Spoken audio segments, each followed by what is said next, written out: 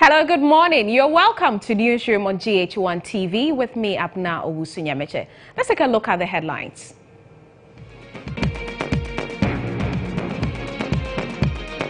Another round of mysterious deaths hits Kumasi Academy. 2 students already dead, while 3 others remain in critical condition. We'll get some answers for you.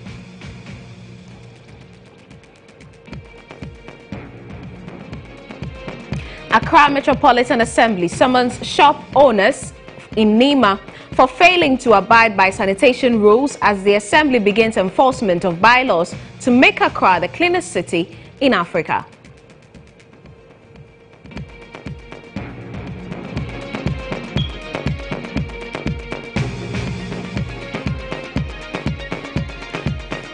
Well, the Ghana Federation of Persons with Disabilities marched to climax the day of awareness creation on the plight of persons with disabilities.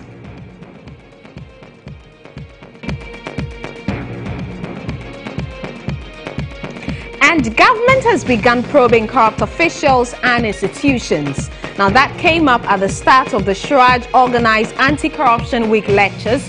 We'll bring you more on these and many other stories. Do stay with us.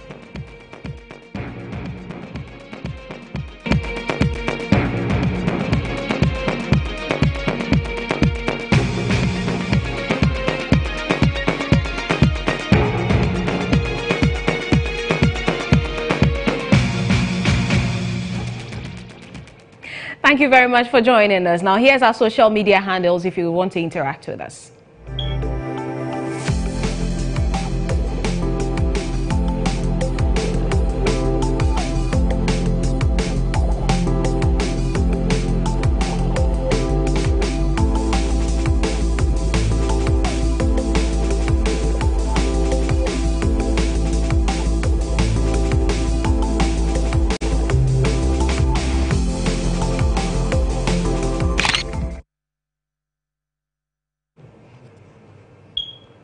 Let's begin in the Ashanti region because at least 2 first-year students of the Kumasi Academy have died under mysterious circumstances. 3 others are said to be on admission at the Kwame Nkrumah University of Science and Technology Hospital.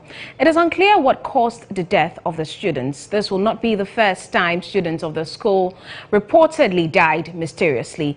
Let's get the latest on the ground. Frema Boache is with our sister station Ultimate FM and she joins us. She's currently at the school premises. Frema, tell us about the atmosphere in the school first. The atmosphere in the school is very calm and serene. As soon nothing is happening in the school, that was from where I was standing from the school entrance. I told the security man I'm going to see the administration of the school, and he refused to let me in for reasons best known to him. And I asked him why he's not letting me in. He was tight-lipped about the whole situation. But what's really creating the confusion and suspicion is just not long ago, that's yesterday, 2 days ago, they were having their 50th anniversary where the media men and women were allowed inside the school. So that is what is really creating the confusion as to why they do not want us to enter the school as we speak now. Frema, but what are you picking up in connection with the death of these 2 students? I also suffering from meningitis, but the school is not really coming up with some more information to let us know why it's really causing that they are all tight-lipped, the students and the security men as well. So it's not so clear as to what is really going on, but we can confirm that 2 students have died. And we understand 3 others are on admission. Are they also suffering from the same condition? Hospital. Okay, a couple of months ago, there was an outbreak of meningitis at the campus and we had parents trooping in. Have you cited any parents coming to check up on their wards? No parents was around at the time I got there.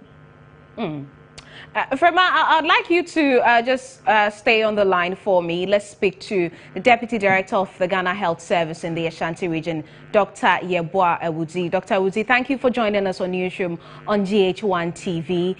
We are picking reports that the student's death may be related to meningitis. Can you confirm this?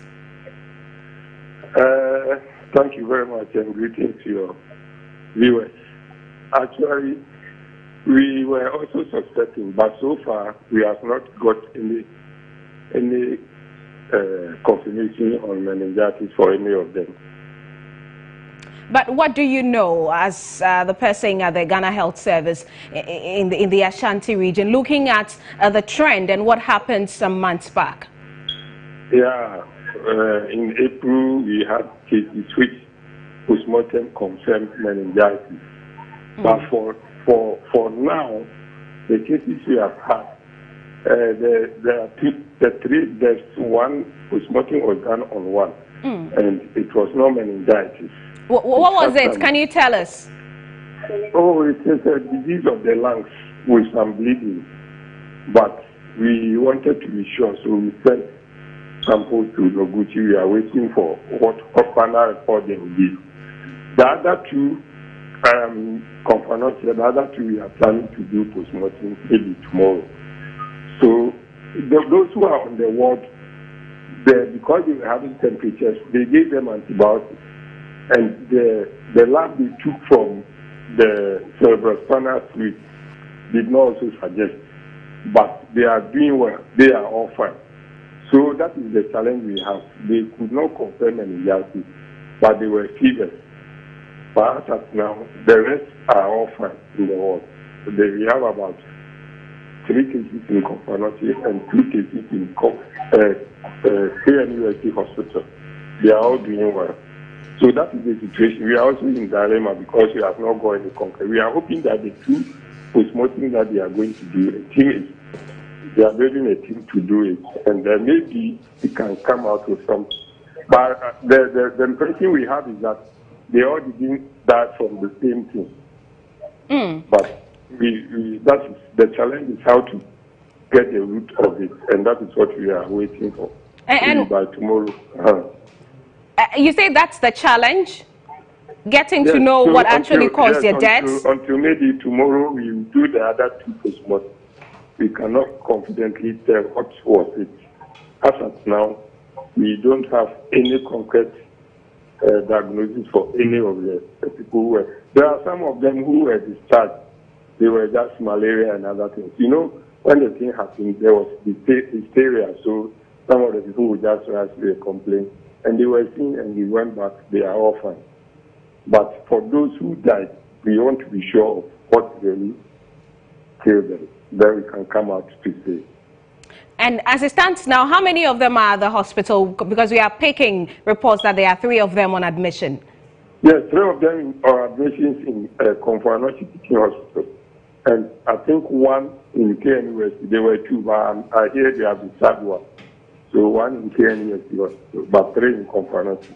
And all the Confanotti, we have been there. They are all doing well. For the past 3 days, from Saturday, today, and yesterday and today, they don't have temperature. In the interim, what measures are you putting in place to ensure that the students who are currently in the school are in good health whilst you await the results from Noguchi? Oh, we have advised them they should, any symptoms that you have, you should report it. Because in fact, one of them who died, for instance, he went home and then went to another place. We are now designating the KNUST hospital to see all cases. It will help us to have similarities in everything. So we are advising them to go there. But for now, if you look at the cases that they are having, they are isolated in different dormitories. So it's not like one person gets and the other people around also got. So you can see they transfer directly.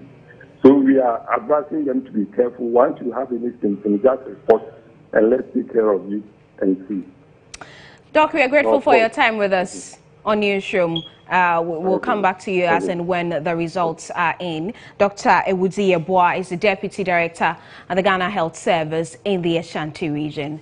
Now, mothers are special and they play a critical role in the physical and mental development of their children.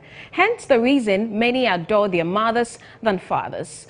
Now, here's a story we are bringing back when we reflected on Mother's Day and the achievements. We found a blind mother who single-handedly took care of her 3 children. Now, this is a report by my colleague Alice Aite. 57-year-old Dora Mensah got blind at a tender age while she was in school, but that did not deter her from living a normal life. I found me. We 7. And so I chance in the Cocoa Hospital and Jai. My man cry one over what's a 1 year and tea almost new. Nti me mama na obwa me kakra nso mama no 2003 no film koi nti na jete ni aka ni na me Despite the toils and challenges she had to go through as a blind woman, she also had to single-handedly cater for her 3 children only with the help of her brother. Recounting her memorable and challenging days as a single blind nursing mother in Chi, she told me although she cannot see, she always ensured she kept her children from danger and advised young mothers, particularly those that are disabled, not to relent on taking good care of their children. Street children. Na me follow me kase PTA meeting me mom be so me na me de omko e pon na mo de maba na o ma san ko school back ni na me madwin du machi impeso mo ye basabasa sansa fast we basabasa wo be ye dwuma ye hu nti madwin du machi pa because me ni machi ni obi aka won ho kwa ne me many that something me bompaye ma o me koda ye nyina ye bo mu bompaye no nyankopon dia bedu bebe ya edu. One of her children, who is now operating her own business here in Accra, noted that although times were tough for them while growing up, her mother was resilient in ensuring they grow up to be responsible adults. Clean, washing. We had a mother who is disabled, but we started washing when we were about 13, 15 years. That's at that age. She was washing for us, cooking, scrubbing, everything. She was doing it for us. When we were start from school, she would go with us and then beg the headmistress or headmaster, and then I'll bring her back. I remember my little sister, she went to fight at school, and then her teacher said, she should go out from the class, and I had to go with her, go to the teachers and beg before she was allowing. So she has done a wonderful job. Auntie Dora now makes iced blocks at home and sells them in the community where she lives. She amazingly finds her way around in the house and craftily packages the iced blocks she sells.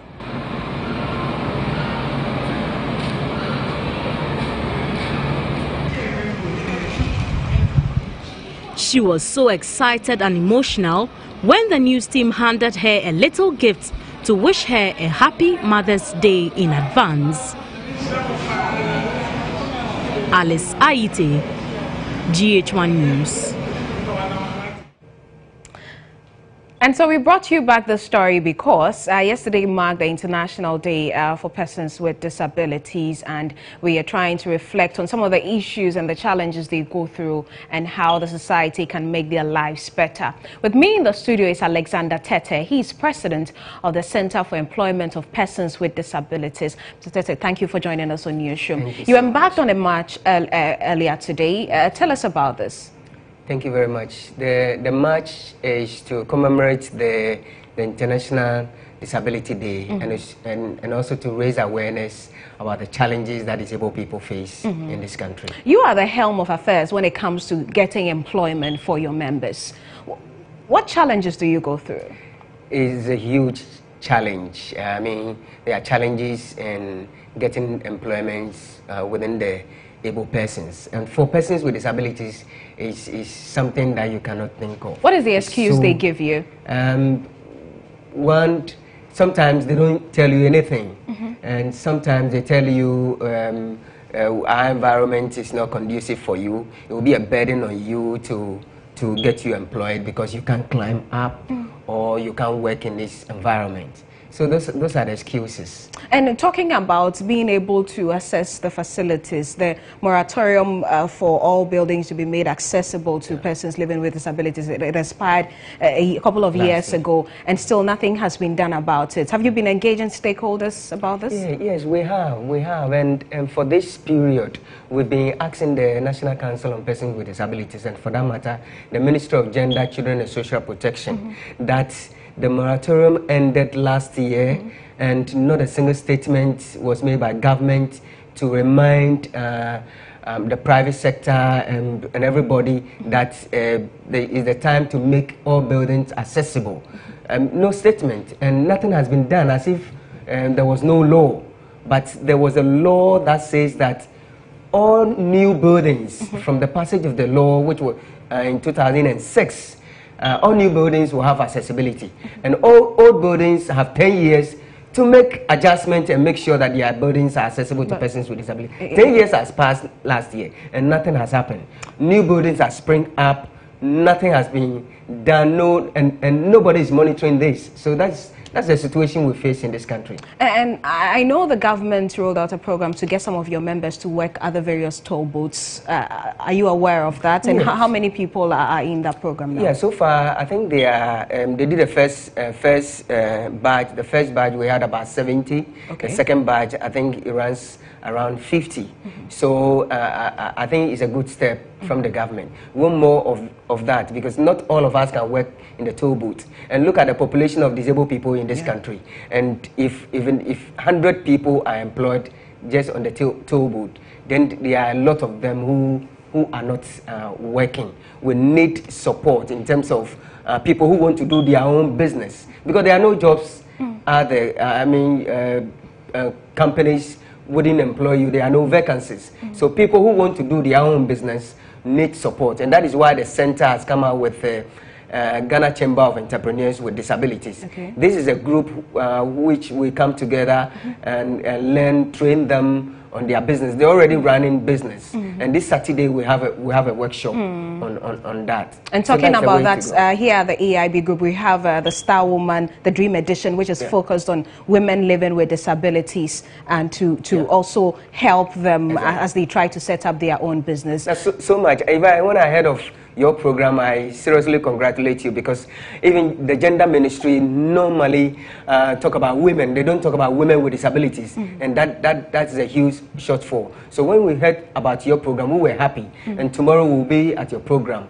Quite a number of our members, women who are participating in business, will be at your program. And how they can be supported. Exactly. But aside all this, what is the one thing that your members need in marking the day? What is one thing that you would want to achieve? But hold on to that. Let me speak to Anita Erskine, and she is the Star Woman. She's going to tell us about the Dream Edition that we spoke about, which will focus on women living with disabilities. Anita, thank you for joining us on Newsroom. Tomorrow, the Dream Edition will be launched. What should we expect?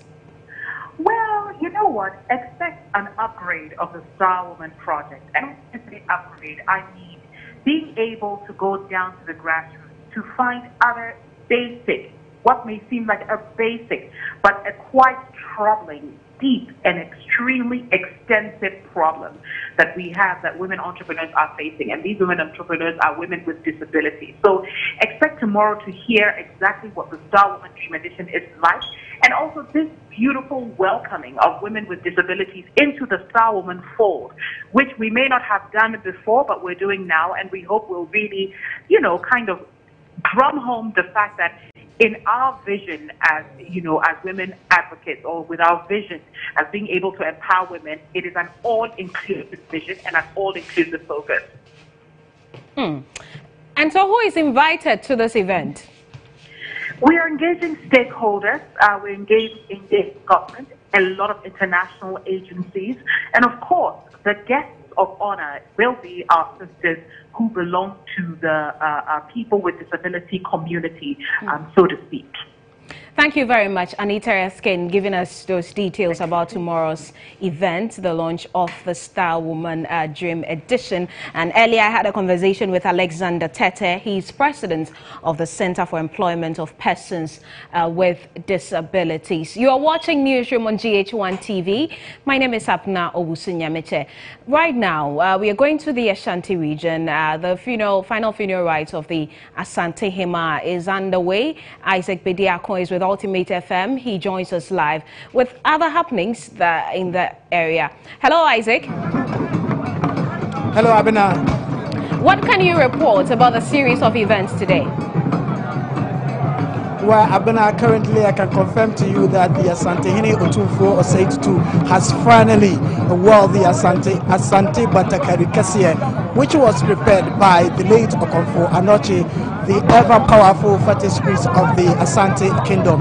The Asante King took this traditional cloth at the Adum Pampaso together with his entourage. Currently, Otumfuo is coming all the way from the Pampaso Palace, and I can tell you that I'm seeing over hundreds of different types of guns being displayed here, and the reason is that the Asantes are at war with death. What they are doing indicates that indeed the Manshia royal family are registering their anger on death, indicating that they are ready to battle death anytime death try to steal any of their royals from them, and for which reason the Asantehene is at war with death.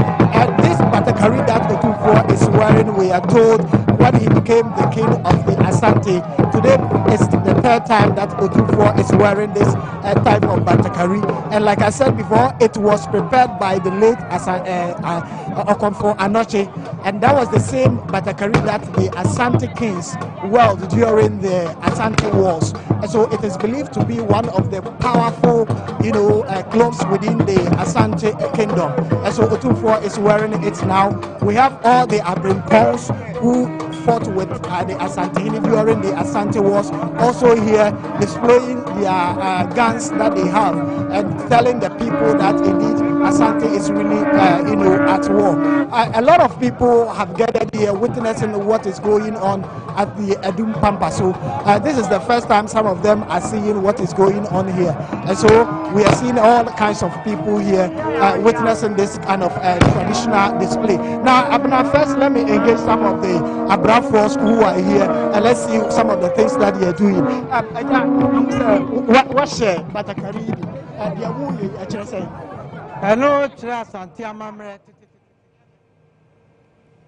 And the Asante culture on full display there in Kumasi, the Ashanti regional capital. The final funeral rites of the Asante Hema Nana Efiako Bisewa Ampem II underway. We're taking a break here. When we return, we'll bring you more stories. Do stay with us.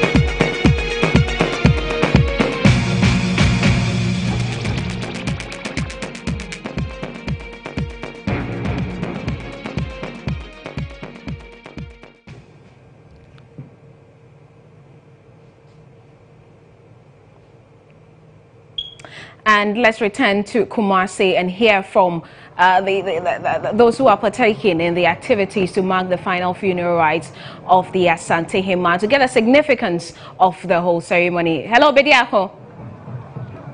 Yes, Abena. Yes, continue with the explanations. Yes, so this the Batakari that I spoke about, we are told was prepared by the late Okomfo Anoche, and it was the same Batakari that the Asante kings used during the Asante Wars. And today Otumfuo is wearing it for the third time since he became the king of the Asante in the Asante region. Now we have the 2-4 Sana Asama Hene among other chiefs, all in the long queue. Now 2-4 is behind me. He's wearing this smoke, and it is quite difficult for any journalist to go close to where he is. And when I saw the face of the 2-4, this is not the face of the 2-4 that I know. He has changed totally. And when I asked for why Otunfo has changed in this Batakari Kesia, the information I'm getting that the spirit that is living in this particular smoke is quite heavy, and that is why it has changed the demeanor and everything about the Asantehene. Now some of the people here who are witnessing this event for the first time, let's engage some of them and listen to them what they have to say. Austin, have you witnessed this before? Yeah, it's never been in my lifetime, because this is the first time in my lifetime, and then Nana Asantehene has passed on. And if you look at the pageantry and everything, Ashanti custom and culture, I think that I'm very, very impressed at this very young age for me to be seeing these things.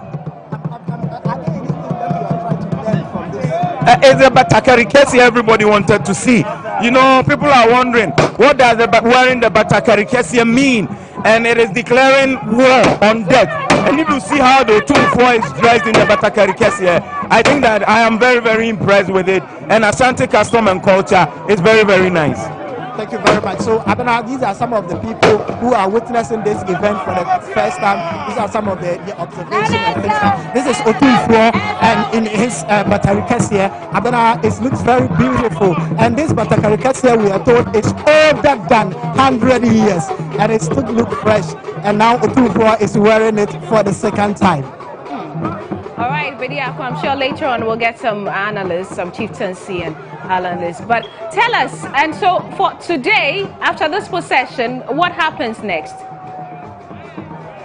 Well, after today's, from where we are now, currently we are at Kekejetia, we are walking through to Dr. Mensah. Then we go to Menchia Palace. Bantamahene and other Abrimpons have already taken their seat there, waiting for the arrival of Otunfo. When Otunfo joins them, then the firing of the musketry will continue.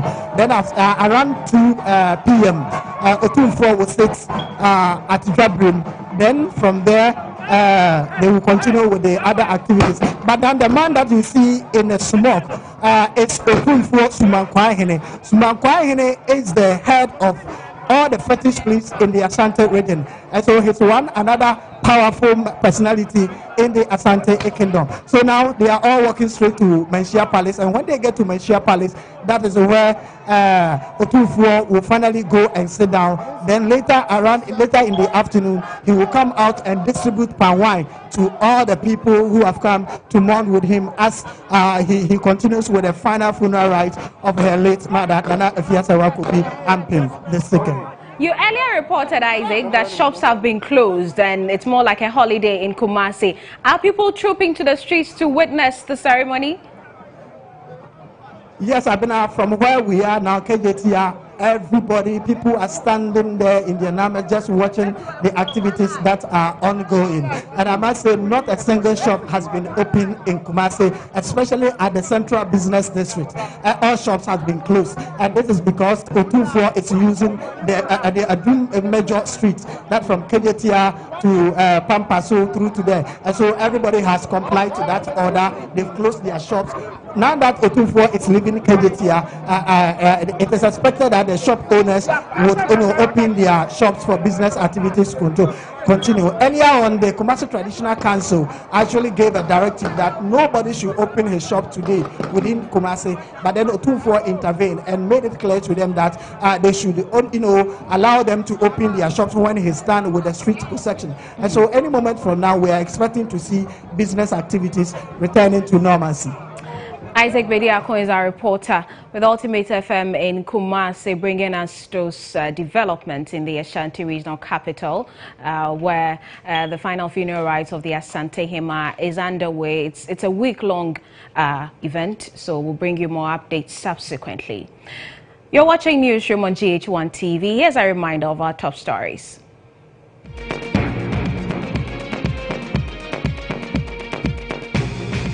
Another round of mysterious deaths hit Kumasi Academy. 2 students already dead, while 3 others remain in critical condition. And we heard from officials of the health service who tell us the death is being investigated.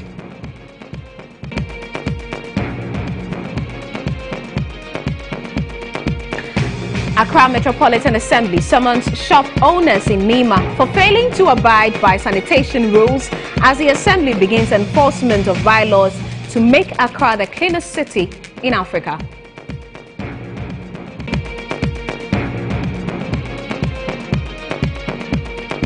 Ghana Federation of Persons with Disabilities marks the climax day of awareness creation to the plight of persons with disabilities.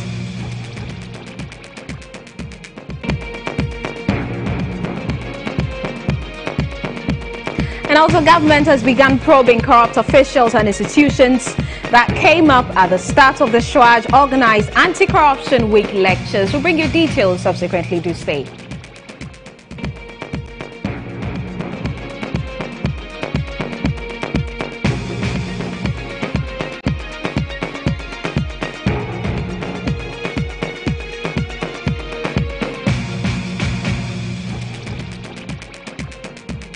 Now, the Eastern Regional Police Commander, DCOP Simon Afeku, has hinted that the police administration is planning to decentralize the police intelligence unit to swiftly deal with complaints and reduce the workload.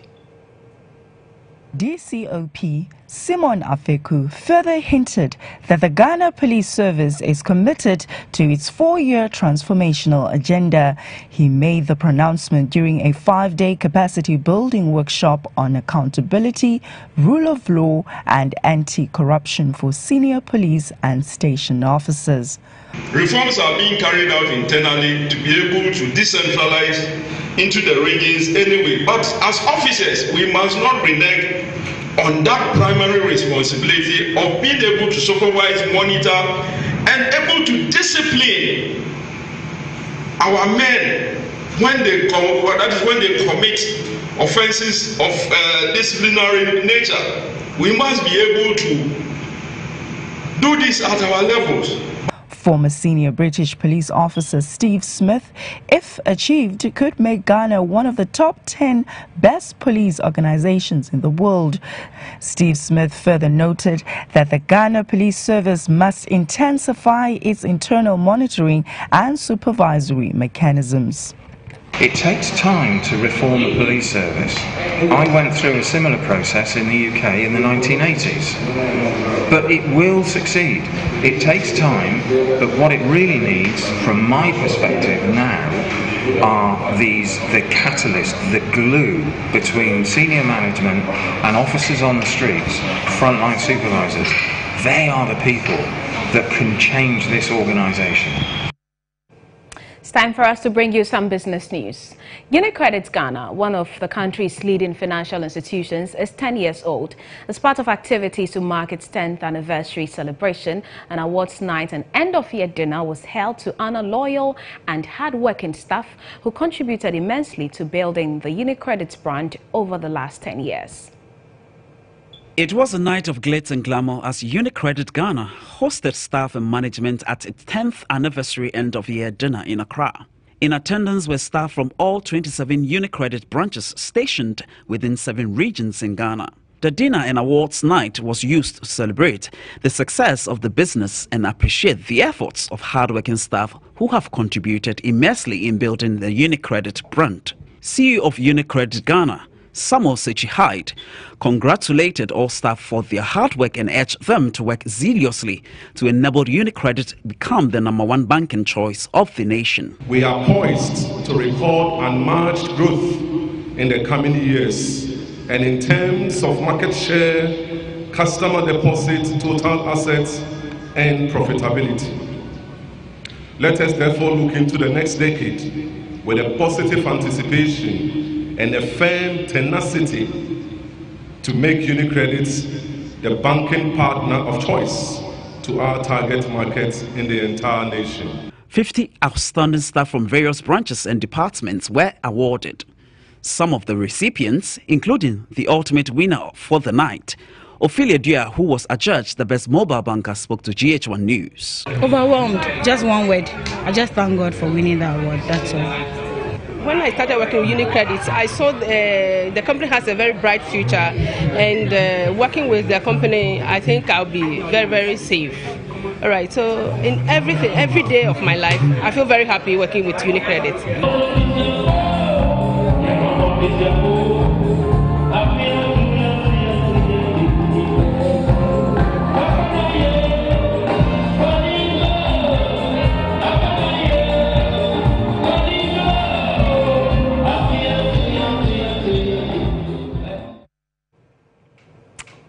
Well, happy times for UniCredit. Let's move on. A number of economic indicators have seen an appreciable amount of stability or improvement.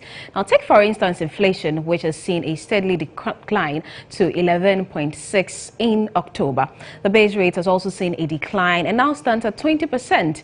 Up until November 23, the central bank reported the cedi depreciated by 4.6% against the dollar.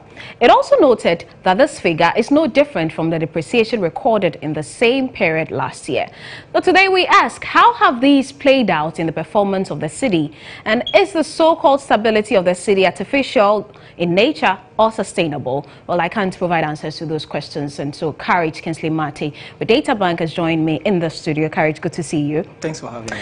We are ending the year. We are in December. So just quickly run us through the trends and how the cedi has fared since the beginning of the year. Well, you recall that 2016 was an election year, and up until November 2016, the cedi was quite stable with depreciation of about 4%.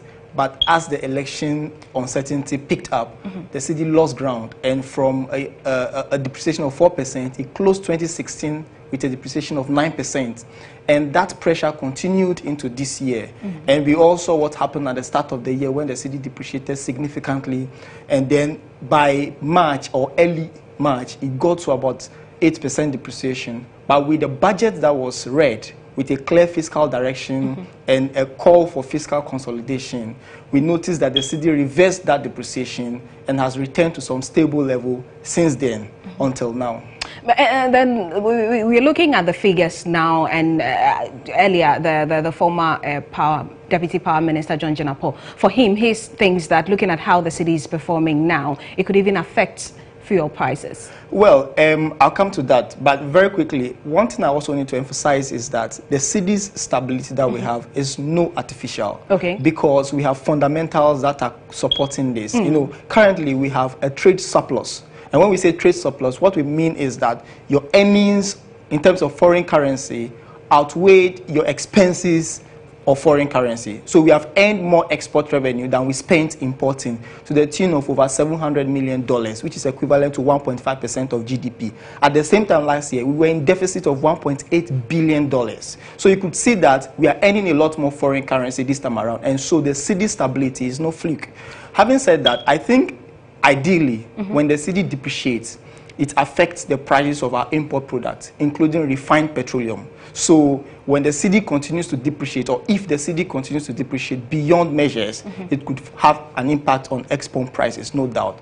But it will have to depend on the size or the quantum of the depreciation, because remember, we are in a deregulated petroleum sector where, because of competition, some of these OMCs tend to absorb some amount of cost depending on the size of the costs. And you say it is not artificial. It is not. But what is causing this? Is it sustainable? Well, we are in that time of the year again, festivities, and you know we are a heavily import-dependent economy, and so when you go to the market for goods, there is a lot of import that's happening for the festivities. So businesses are stocking up for the festivities. When you get into the first quarter, we also tend to record high amount of demand for foreign currency because businesses need to restock what they've sold during the festivities.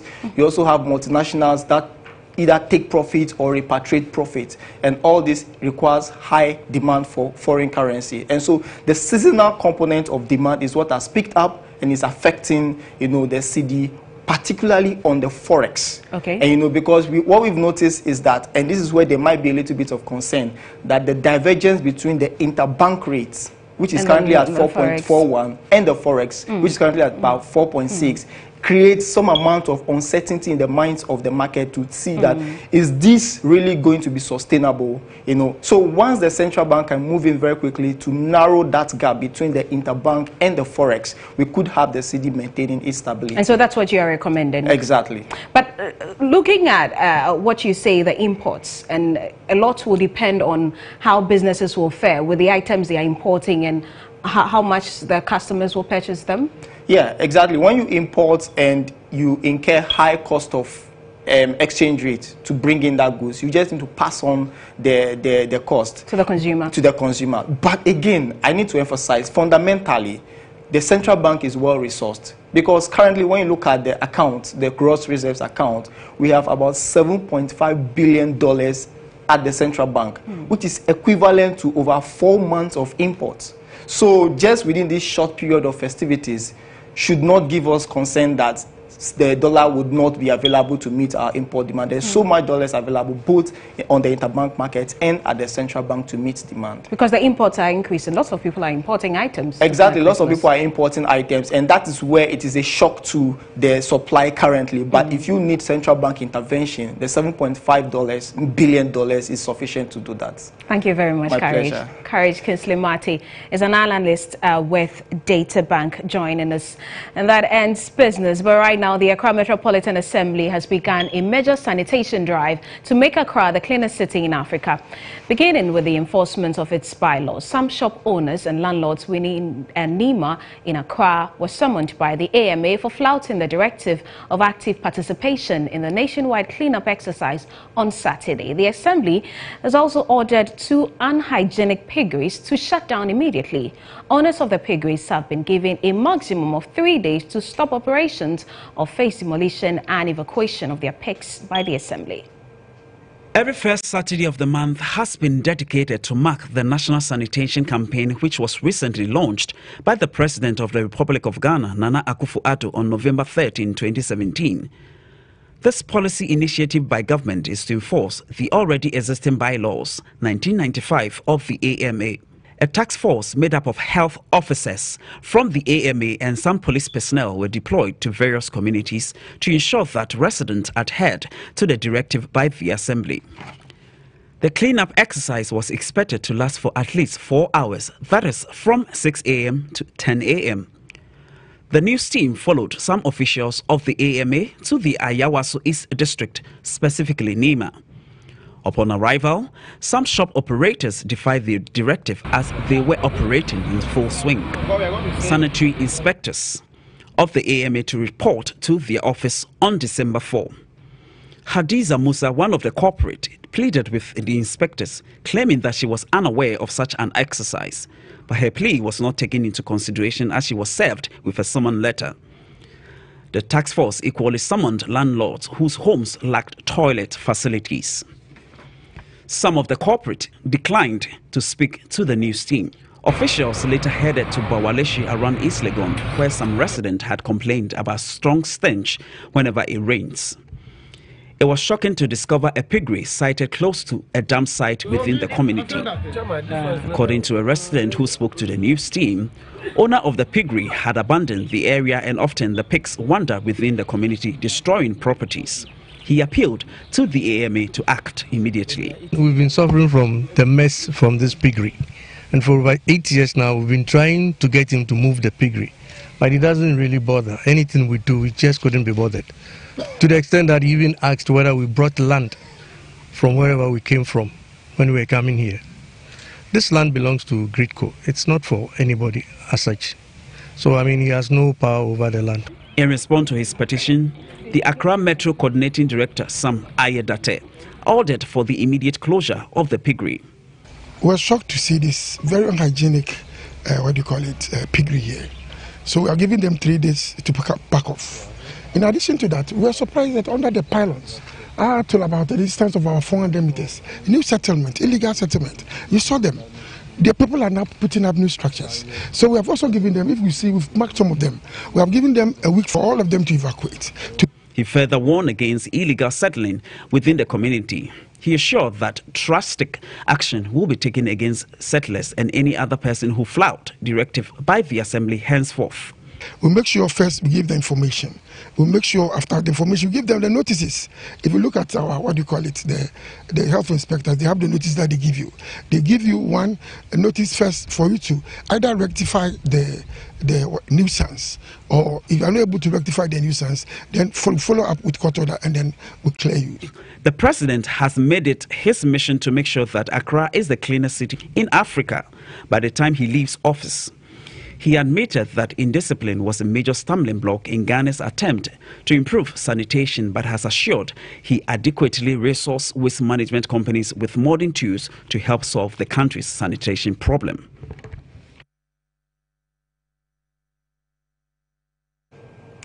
Well, it's time for us to bring you some international news.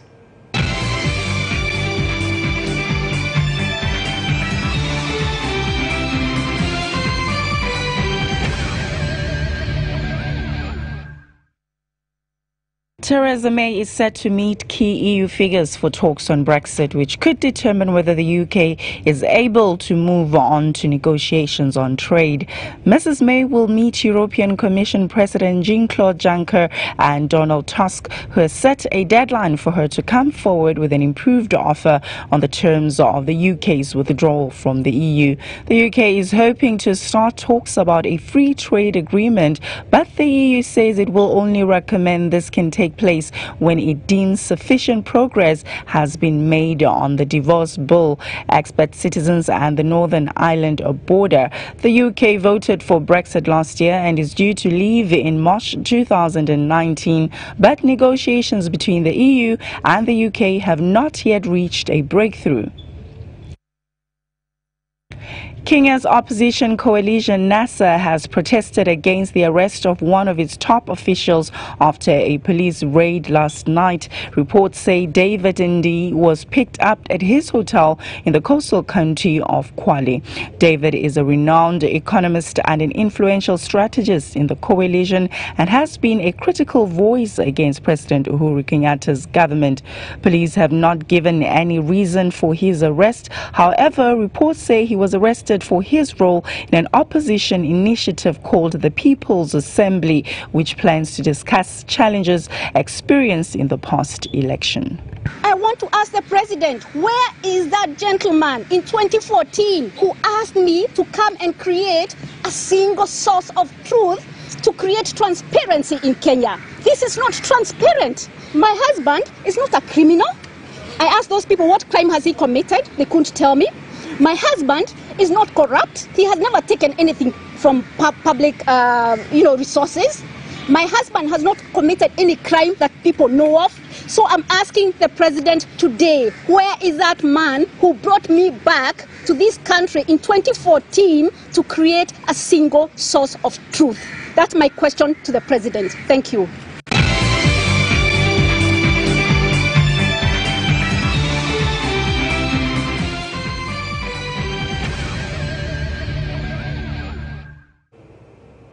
I'll give you details on one of our headline stories about the Anti-Corruption Week. Senior Minister Yao Osafo-Malfo has put all persons who have wronged the country through various corrupt practices on notice that their days are numbered. According to Yao Osafo-Malfo, government has begun investigating and cataloguing some corrupt officials and institutions whose names will soon be made public to face prosecution. The senior minister has been addressing a forum to launch this year's National Anti-Corruption and Transparency Week in Accra. Redwan Karim Dini Osman is there for GHOne News and he joins me via telephone. Hello Redwan, what else has been happening at the launch of this week? Well, Abina, the program just ended a short while ago, and like you rightly indicated, the senior minister has indicated that there seems to be a lot of pressure from Ghanaians on the president because we know that this government was very vociferous about the fight against corruption, about the prosecution of people who are believed to have, wronged the system through various activities. And so what he actually said is that investigations are ongoing, and so we should expect any moment from now that names of people and institutions who are believed to have engaged in corrupt practices, whether in the current government or in the previous government, are going to come out, and those people are actually going to face prosecution. This program is supposed to be a week-long program, so today is just a first of about a 6-day program. But at the moment, I have with me the Executive Director of the Ghana Integrity Initiative, which is a local chapter for Transparency International, Linda Oforikwafu, just to tell me what she has been taking so far. It's been quite a discussion by the panel. What would you say the highlights have been for you? For me, the highlights had to do with the passage of the right to make legislation. And I must say that we were very disappointed at the senior minister's response.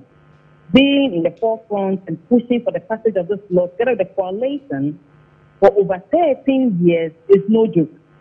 We don't separate how long the NPP has been in office. We are talking about 13 years of working on an RCI law, and still we do not have one as a country. That aside, the passage of the Code of Conduct for Public Office. You know the difficulty we had when former President Mahama received a gift from a contractor in the past, a Burkinabe contractor, and the issues surrounding that. And we know other public officials and the problems that we have had when it comes to receipt of gifts and how we should address this issue. So public officers' conduct, the parliamentary issue came up as well when it was alleged that Parliament, some committee members took bribes during the vetting, whatever it is. And we all solve these matters one way or the other. But we do not have a law. And the Code of Conduct for Public Officers is supposed to do that. And in addition, also address the challenges with the ASO declaration. So government has done well, pumped up for the passage of the OSC, but now we need these two laws to help us in fighting corruption. But the senior minister indicated that in these two areas that you talk about, they need to take things slowly, and so perhaps that has accounted for the slow pace of implementation. But finally, just a quick one. You heard him talk about the prosecution of corrupt officials or alleged corrupt officials, and the fact that government is investigating. What do you make of that? I think investigation is in the right direction. We cannot stop government, and we don't actually ask government to do anything strictly. We just want justice, and justice has to be done. But then, if we don't have the prosecutions happening anytime soon, then we are going to lose confidence in the vice president and the statement that he has made not too long ago. Because he has promised that very soon, and very soon, getting to the end of the year, and nothing of this nature has happened. I think that punishment of corrupt officials, be they in the previous administration or in this administration, is very key. It doesn't send a signal to people that there is so much risk attached to engaging in an act of corruption. Because if you don't do that at the year end, people will go like it's business as usual. But you get the sense that the current government has the political will to fight corruption within its own administration. Today I was listening to a radio station, and I got somebody was saying that we have had pitches, we have had words, we want action. And action should be now. All right. That with long celebration, we are demanding action from government to do that the government alone can do. All right. Thank you very much. So Linda Okafor is the Executive Director for the Ghana Integrity Initiative. And like he rightly said, we are demanding action from government. Abena. Thank you very much, Ridwan Karim Dini Osman, joining us from the launch of the Anti-Corruption Week, which was launched earlier today. And it's a week-long celebration, so we'll bring you more in subsequent bulletins. Let's take a break. We've got sports after this.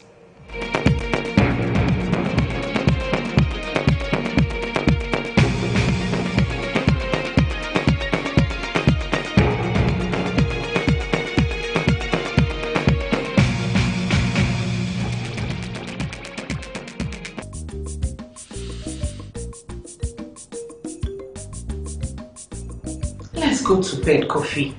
It's late. Let me lie here for a bit. I'm coming soon. I'm coming.